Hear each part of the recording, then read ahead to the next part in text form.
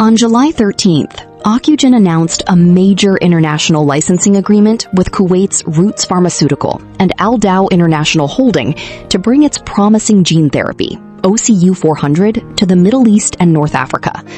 The scale of this deal is remarkable.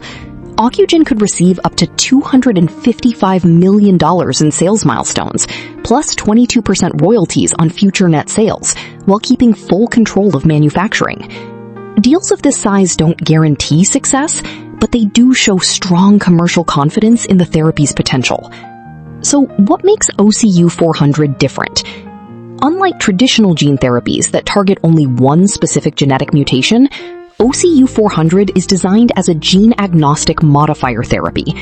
Instead of correcting a single faulty gene, it delivers the NR2E3 gene, which helps regulate multiple pathways involved in retinal health. That means it has the potential to benefit people with different forms of retinitis pigmentosa, rather than just one genetic subtype. The clinical program is also moving forward. Patient enrollment for the Phase 3 liMeliGhT trial has already been completed, and the top-line results are expected in the first quarter of 2027. Earlier studies reported that 88% of treated participants showed stabilization or improvement in at least one measured outcome, although the Phase 3 trial will determine whether those results can be confirmed in a larger group of patients. If the upcoming trial is successful and regulators grant approval, OCU400 could become one of the first broadly applicable gene therapies for retinitis pigmentosa.